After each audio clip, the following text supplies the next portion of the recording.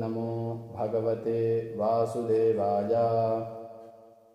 शान्ताकारं भुजगशयनं पद्मनाभं सुरेशं विश्वाधारं गगनसदृशं मेघवर्णं शुभांगं लक्ष्मीकान्तं कमलनयनं योगिहृद्ध्यानगम्यं वन्दे विष्णुं भवभयहरं सर्वलोकैकनाथं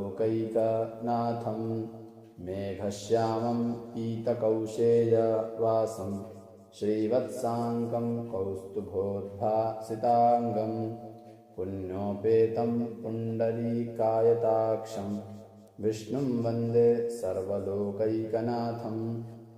नमः समस्तभूतानाम् आदिभूताय भूभृते अनेकरूपरूपाय विष्णवे प्रभविष्णवे सशङ्खचक्रं सकिरीटकुण्डलं सपीतवस्त्रं सरसीरुहेक्षणं सहारवक्षस्थल शोभिकौस्तुभं नमामि विष्णुं शिरसा चतुर्भुजं छायायां पारिजातस्य हेमसिंहासनोपरि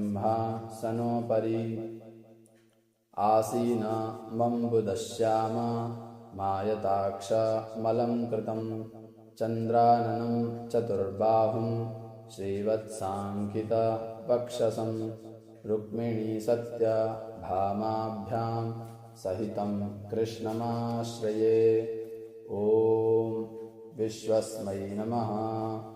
ॐ विश्वं विष्णुर्वषट्कारो भूतभव्य भवत्प्रभुः भूतकृत् भूतभृद्भावो भूतात्मा भूतभावनः भूतात्मा परमात्मा च मुक्तानां परमागतिः अव्ययः पुरुषः साक्षी क्षेत्रज्ञो क्षर एव च योगो योगविदां नेता प्रधान पुरुषेश्वरः नारसिंह वपुः श्रीमान् केशवः पुरुषोत्तमः सर्वशिवस्थाणुर्भूतादिर्निधिरव्ययः सम्भवो भावनो भर्ता प्रभवः प्रभुरीश्वरः स्वयंभू शम्भुरादित्यः पुष्कराक्षो महास्वनः अनादिनिधनो धाता विधाता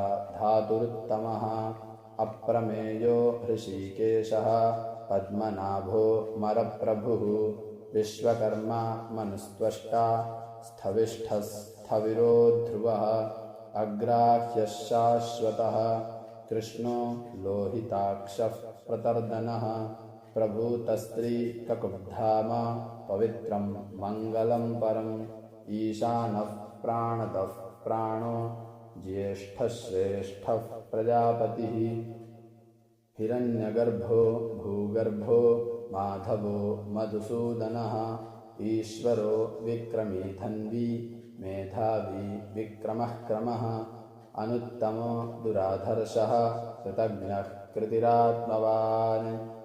जय श्री राम।